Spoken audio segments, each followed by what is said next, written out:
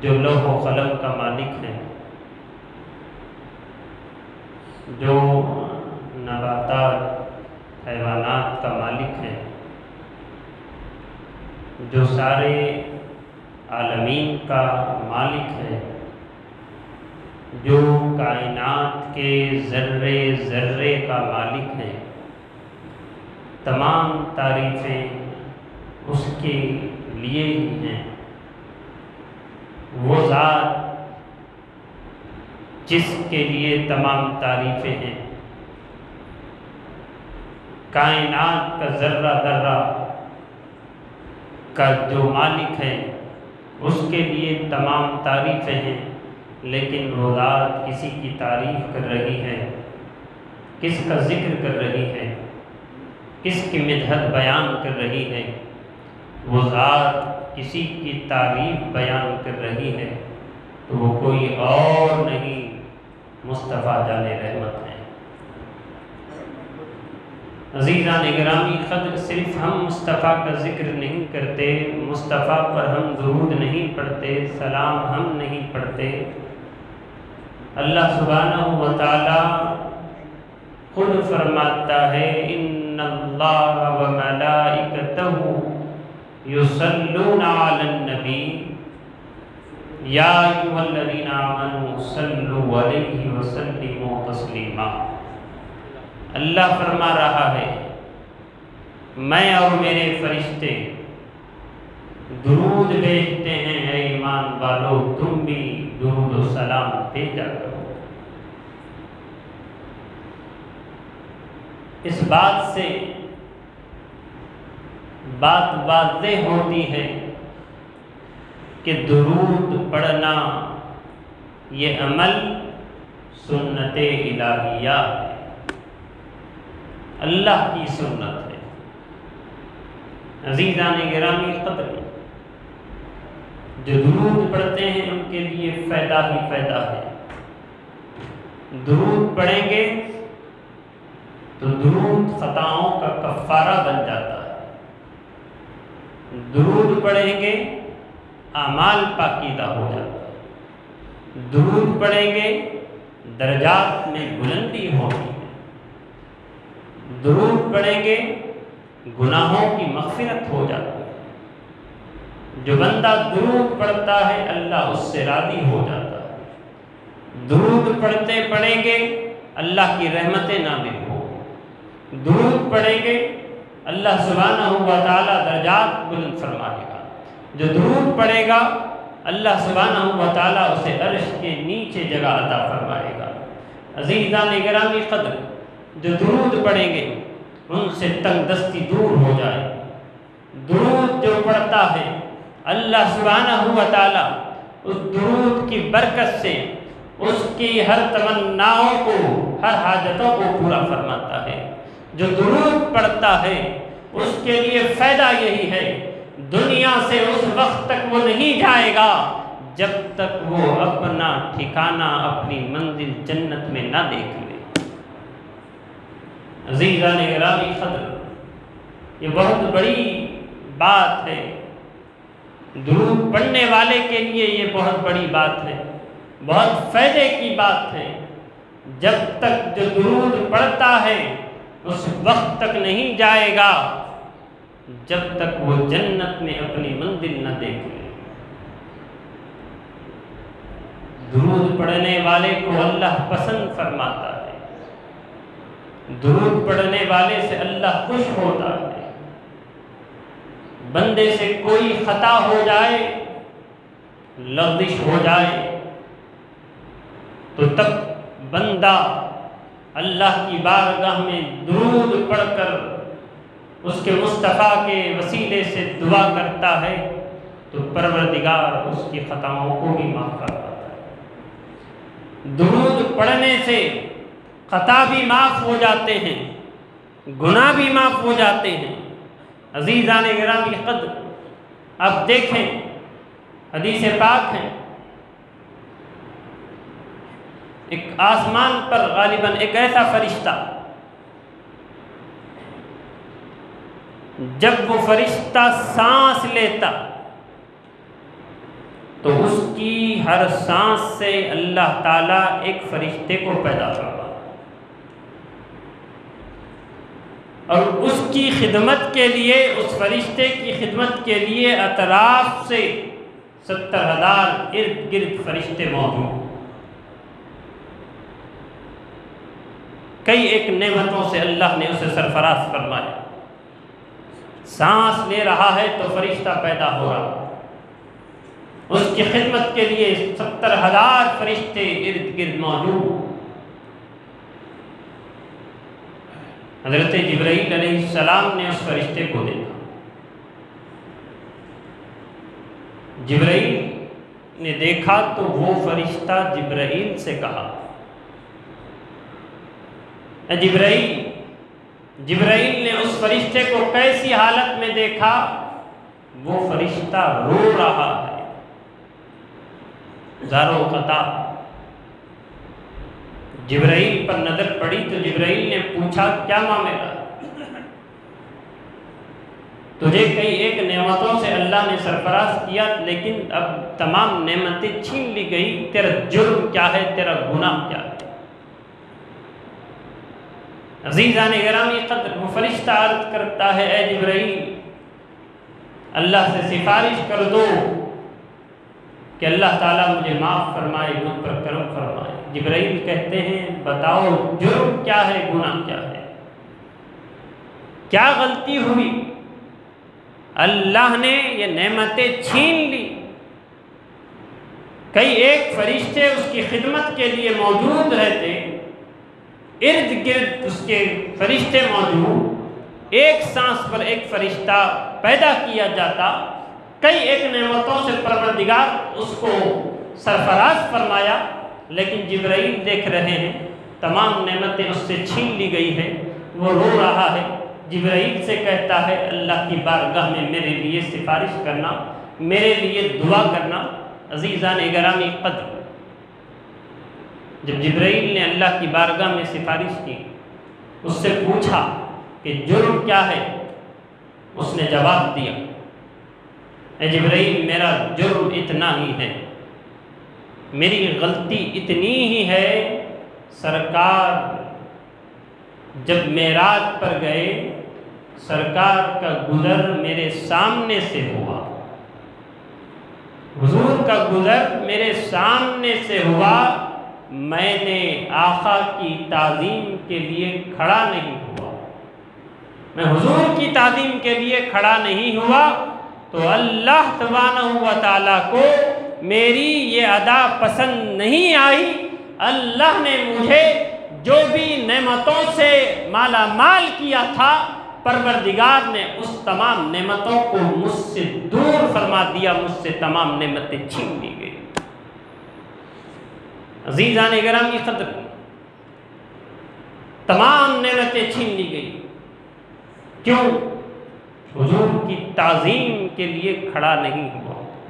یہاں ایک بات ہمارے سامنے آتی ہے، تعظیم رسول بھی ضروری ہے۔ مصطفیٰ جان رحمت کی تعظیم نہیں کی جائے گی تو آپ کی کوئی عبادت اللہ کی بارگاہ میں قابل قبول نہیں۔ مصطفیٰ کا ادب نہیں کیا جائے گا، محبت نہیں کی جائے گی، کوئی عمل قابل قبول نہیں۔ تعظیم بھی ضروری ہے۔ جب جبرائیل نے اللہ کی بارگاہ میں سفارش کی، مولا اس فرشتے کو معاف فرما، تو اللہ نے کیا کہا؟ اللہ نے کہا، اے جبرائیل، اس سے کہہ دو، اس فرشتے سے کہہ دو، وہ چاہتا ہے پھر نعمتوں سے اسے مالا مال کیا جائے، تمام نعمتوں سے سرفراز کیا جائے۔ اے جبرائیل، اس کو چاہیے کہ میرے حبیب پر درود پڑھے، میرے حبیب پر وہ درود پڑھے گا تو میں اس درود کے صدقے میں اس کے خطاؤں کو معاف فرماؤں گا، صرف خطا معاف نہیں کروں گا، اے جبرائیل اس کی تمام نعمتوں سے پھر اس کو مالا مال فرماؤں گا، تمام نعمتیں اسے عطا کی جائیں۔ عزیزان گرامی قدر، اس فرشتے نے ایسا ہی کیا تو اللہ سبحانہ و تعالیٰ نے درود پاک کے صدقے میں اس کے خطاؤں کو بھی معاف فرمایا اور اس کو تمام نعمتوں سے مالا مال فرما دیا۔ عزیزان گرامی قدر، جب ہمارے لیے ایک میسج ہے، ایک سبق ہے، ایک درس ہے کہ جب بھی نادانستہ طور پر ہی کیوں نہ ہو غلطی ہو جائے تو مصطفیٰ جان رحمت کا واسطہ دے کر ہم دعا کریں، درود پاک پڑھ لیں تو اللہ سبحانہ و تعالیٰ درود پاک کے صدقے میں ہمارے خطاؤں کو معاف فرما دے گا، یقیناً معاف فرما دے گا۔ درود پاک جو پڑھتے ہیں وہ درود پاک صرف ان کے لیے نفع بخش نہیں ہے۔ اب بات توجہ سے سنیں، جو درود پاک کثرت سے پڑھتے ہیں، یہ درود کثرت سے پڑھنا صرف ان کی ذات کے لیے نفع بخش نہیں، بلکہ اس کا نفع اس کی اولاد کو بھی ہوتا ہے، اس کے پوتروں کو بھی اس کا نفع پہنچتا ہے، اور ان لوگوں کو بھی ثواب پہنچتا ہے۔ درود پڑھنے والا اس کا ثواب کسی کو پہنچائے تو بھی اس کو بھی نفع حاصل ہوتا ہے، وہ بھی نفع سے محروم نہیں رہتا۔ عزیزان گرامی قدر، درود پاک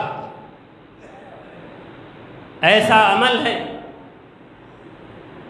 کہ تمام برائیوں کو نیکیوں میں تبدیل کرنے والا عمل،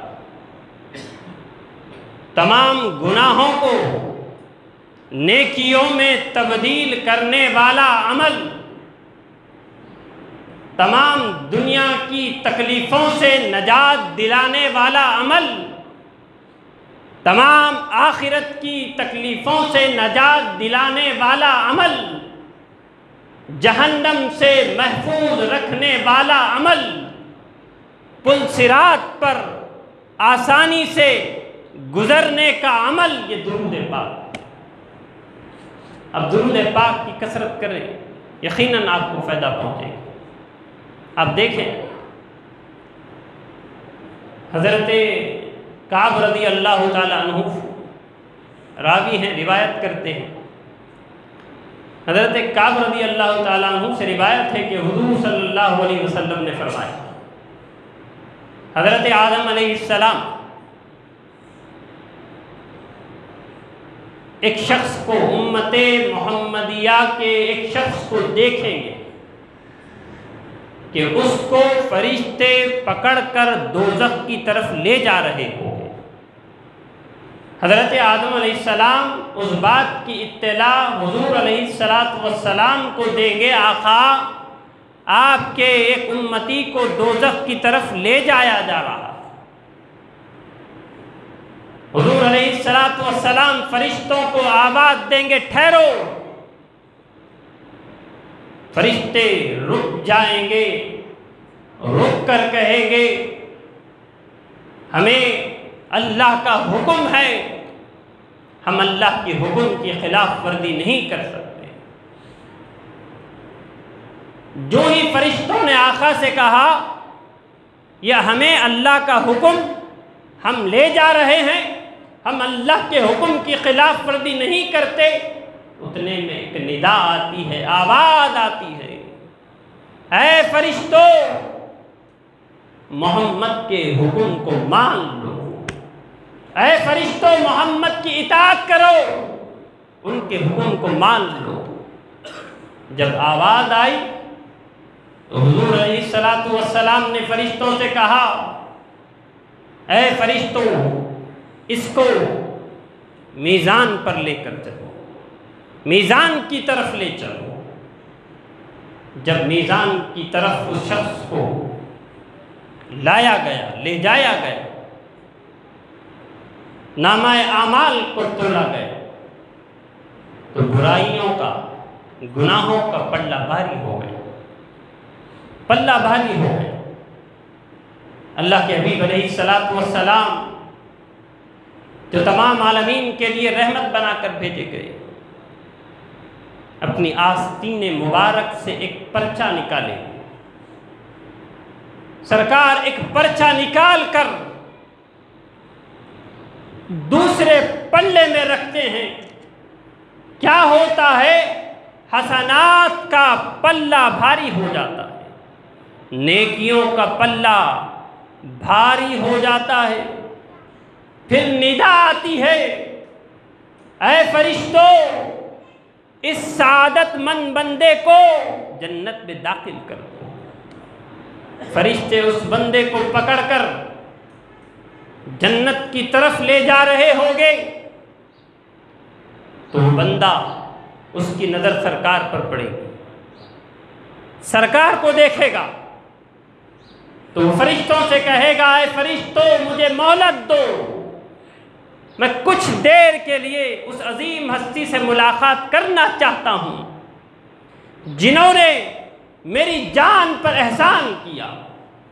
اے فرشتوں مجھے مہلت دو، اس عظیم ہستی سے میں ملاقات کروں، میں جان لوں کہ وہ کون عظیم ہستی ہے کہ جس نے مجھے میری جان پر احسان کیا، جس نے مجھے جہنم سے بچا کر جنت میں داخل کرنے کے لیے میرے لیے مدد فرمائی، میرے لیے تعاون فرمایا، میری مدد فرمائی، مجھ پر احسان کیا۔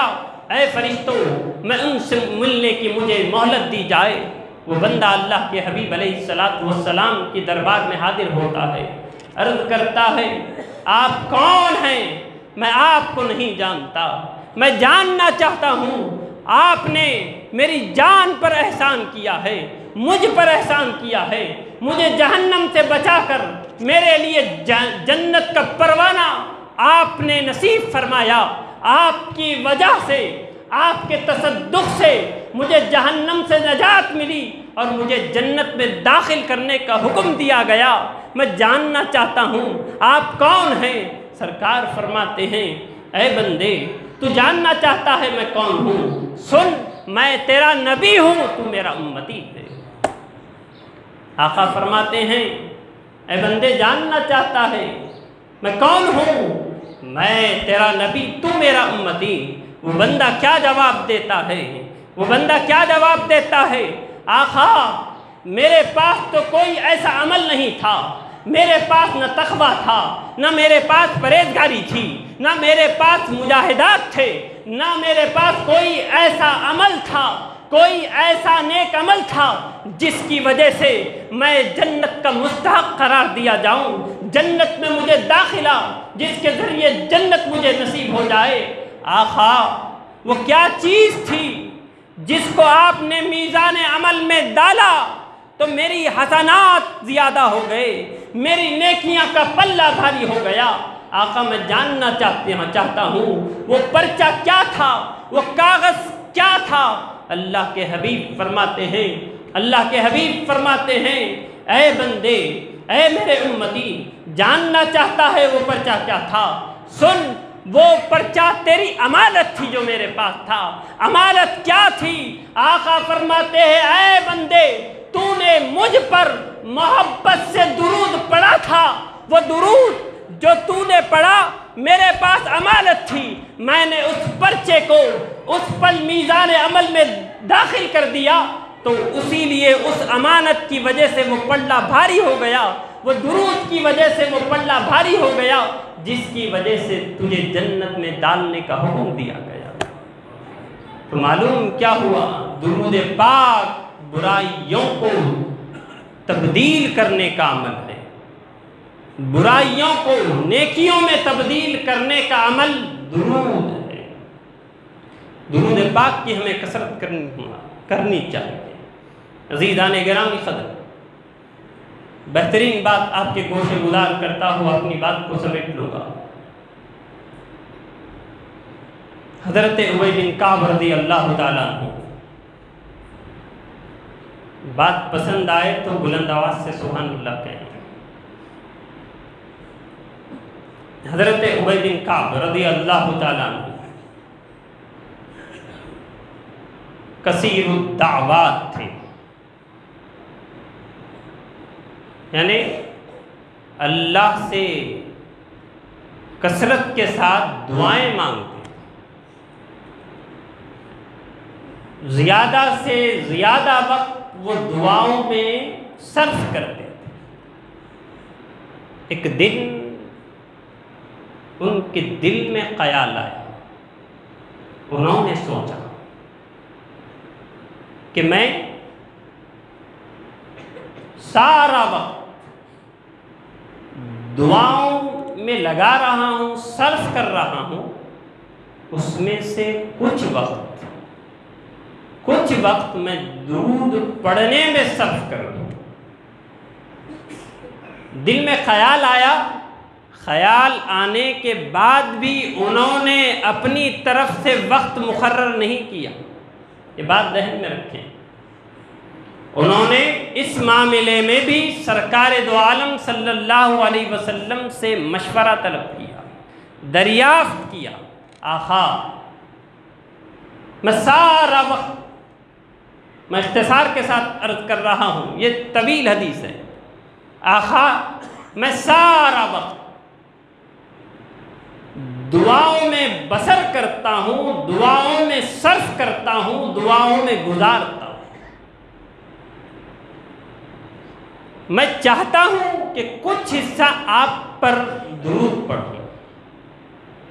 اللہ کے حبیب نے ان سے کہا، سرکار فرماتے ہیں تمہارے لیے زیادہ بہتر ہے کہ تم جتنا وقت درود پڑھنے میں بسر کرو، درود پڑھنے میں جتنا زیادہ سے زیادہ وقت صرف کرو، یہ تمہارے لیے بہتر ہے۔ اللہ کے حبیب نے اتنا ہی کہا، جو ہی کہا سرکار نے کہا جتنا زیادہ وقت تم درود پڑھنے میں صرف کرو گے یہ تمہارے حق میں بہتر ہے۔ اسی وقت ابی بن کعب رضی اللہ تعالیٰ عنہ فرماتے ہیں، آقا میں جتنا اپنا سارا وقت جو دعاؤں میں بسر کرتا تھا، دعاؤں میں صرف کرتا تھا، آقا آج کے بعد میں وہ سارا وقت آپ پر درود پڑھنے میں صرف کرتا ہوں، درود پڑھنے میں صرف کرتا ہوں۔ عزیزان گرامی قدر، اللہ کے حبیب نے کیا فرمایا؟ اللہ کے حبیب نے کیا بشارت سنائی؟ سرکار نے سنا تو بشارت سنائی، خوشخبری سنائی، اے ابی بن کعب اگر تم ایسا کرو گے تو تم جو اللہ کی بارگاہ میں اپنی تمناؤں کو، اپنی خواہشوں کو، اپنی حاجتوں کو پورا کرنے کے لیے جو دعا میں وقت گزار رہے تھے، وہ وقت مجھ پر درود پڑھنے کے لیے بسر کرو گے، اے ابی بن کعب اللہ سبحانہ و تعالی تمہیں اپنے کرم سے تمہارے سارے معاملات کو حل فرمائے گا۔ اس حدیث پاک سے بات واضح ہوتی ہے، بات واضح ہوتی ہے کہ حضور علیہ السلام، آخری بات کہہ کے اپنی بات کو سمیٹ رہا ہوں، اس حدیث پاک سے یہ بات ثابت ہو رہی ہے کہ حضور علیہ السلام کو یہ بات بے حد پسند ہے کہ آپ کا امتی زیادہ سے زیادہ وقت آپ پر درود پڑھتے ہوئے بسر کرے۔ درود پاک جو پڑھتے ہیں وہ خوش نصیب ہیں، جس مقام پر درود پڑھا جاتا ہے، جس حصے پر درود پڑھا جاتا ہے وہ حصہ بھی بہت عظیم ہوتا ہے۔ اب دیکھیں درود پڑھنے والے خوش نصیب کیسے؟ جب بندہ درود پڑھتا ہے تو اس کا نام صرف اس کا نام نہیں بلکہ اس کے والد کے نام کے ساتھ سرکار کی بارگاہ میں پیش کیا جاتا ہے۔ جس جگہ درود پڑھا جاتا ہے وہ جگہ کا بھی ذکر بارگاہ مصطفی میں ہوتا ہے۔ اس اعتبار سے دیکھا جائے الحمدللہ ثم الحمدللہ شہر گلبرگہ میں بارگاہ شیخ دکن میں ایک عظیم ہندوستان کا پہلا مرکز، ہندوستان کا اولین حجرہ صلاۃ جو بارگاہ شیخ دکن میں قیام میں لایا گیا، اور اس کے 2 سال مکمل ہو گئے ہیں۔ حجرہ صلاۃ میں نمازوں کے اوقات کے علاوہ لمحہ بلمحہ ہر ساتھ ہر گھڑی درود پاک حضور کی بارگاہ میں پیش کیا جاتا ہے۔ درود پاک سرکار کی بارگاہ میں پیش کیا جاتا ہے۔ عزیزان گرامی قدر، معلوم کیا ہوا؟ پڑھنے والے کا نام بھی اس کے والد کے نام کے ساتھ سرکار کی بارگاہ میں پیش کی ہو رہا ہے، اور حجرہ صلاۃ کا ذکر بھی مصطفیٰ کی بارگاہ میں پیش ہو رہا ہے۔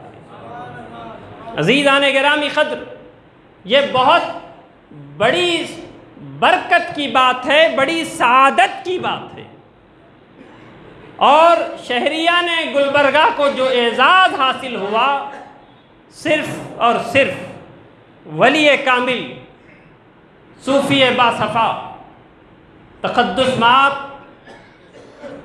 حضرت محمد شاہ تاج الدین بابا جنیدی صاحب قبلہ کی سرپرستی میں ان کے فرزند اکبر جانشین چمنستان جنیدیہ کے گلے تر ڈاکٹر شیخ شاہ محمد افضل الدین جنیدی صاحب قبلہ المعروف سراج بابا، ان کی کوششوں، ان کی جستجو، ان کی محنت، اور ان پر اللہ اور اس کے رسول کے بعد کسی کی خاص نظر کرم فرمائی ہے تو ان کے جد امجد سراج الدین جنیدی علیہ رحمت الرضوان کی ہے۔ یہ خاص ان پر خاص کرم فرمائی کا نتیجہ ہے کہ شہر گلبرگہ میں بارگاہ شیخ دکن میں ہندوستان کا اولین حجرہ صلاۃ قائم کیا گیا۔ ایک اور بات، وقت دیر ہو رہی ہے لیکن اس بات کو آپ سنیں گے تو بڑے خوش ہو جائیں گے، حقیقت کو واضح کرنا چاہیے، حقیقت کو بیان کرنا چاہیے۔ آج کل لوگ حقیقت کو چھپانے کی کوشش کرتے ہیں، جو نہیں ہے اس کو پیش کرنے کی کوشش کرتے ہیں، جو ہے اس کو دبانے کی کوشش کرتے ہیں۔ ایسا نہیں ہونا چاہیے، حقیقت کو ابھارا جائے، اچھائی کو بیان کی جائے۔ عزیزان گرامی قدر، 2 سال حجرہ صلاۃ جو قائم کیا گیا ہے، 2 سال مکمل ہو گئے ہیں، آج تک نمازوں کے اوقات کے علاوہ اس حجرہ صلاۃ میں مسلسل ہر ساتھ ہر گھڑی بارگاہ مصطفی میں درود کے نذرانے بھیجے جا رہے ہیں۔ ایک اور بات، ان کو سب نے دیکھا کیسا سخت لاک ڈاؤن، کوئی لوگ اپنے گھر سے نکلنا ہر ایک کے لیے دشوار ہو چکا تھا، اس وقت بھی اس حجرہ صلاۃ میں درود پاک جاری تھا۔ کون پڑھ رہے تھے؟ عزیزان گرامی قدر، ولی کامل صوفی باصفا تقدس مآب تاج الدین بابا جنیدی صاحب قبلہ کی اہلیہ محترمہ نور اللہ مرقدہا اپنی پوری فیملی کو لے کر مسلسل اس حجرہ صلاۃ میں 2 ماہ تک آپ نے درود پاک کا ورد آپ نے جاری رکھا۔ اللہ سے دعا ہے کہ مولا تعالیٰ ان کی قبر کو حد نظر کشادہ کر دے، ان کی قبر کو نور سے بھر دے، ان کی قبر کو جنت کے باغوں میں سے ایک باغ بنائے، انہیں جنت نعیم میں اعلیٰ سے اعلیٰ مقام عطا فرمائے۔ عزیزان گرامی قدر، کون نہیں چاہتا مصطفیٰ کا قرب؟ کون نہیں چاہتا؟ مصطفیٰ کا قرب کس کو ملے گا؟ مصطفیٰ نے کس کو گارنٹی دی؟ مصطفیٰ نے کس کو سند دی؟ میرا قرب کس کو نصیب ہوگا؟ مصطفیٰ فرماتے ہیں جو کثرت سے مجھ پر درود پڑے گا اسے قیامت کے روز میرا قرب عطا ہوگا۔ آخری بات، ہم لوگوں کی بھی یہ ذمہ داری ہے کہ ہم بھی حجرِ صلاۃ میں حاضری دیں۔ حجرِ صلاۃ میں حاضری دیں، کیوں؟ حجرِ صلاۃ میں اس نیت سے حاضری دیں کہ تاکہ ان خوش نصیب بندوں میں ہمارا بھی شمار ہو جائے جن کا نام بارگاہ مصطفی میں پیش کیا جاتا ہے۔ ہم تو خانخواہی لوگ ہیں، صبح و شام یہی کام ہے۔ کام کیا ہے؟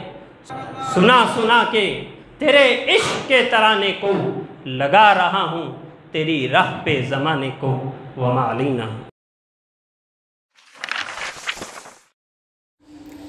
اسلامک ویڈیوز دیکھنے اور سننے کے لیے ہمارا یوٹیوب چینل فیضان گلشرم کو ضرور سبسکرائب کریں اور بیل آئیکن کو دبانا نہ بھولیں۔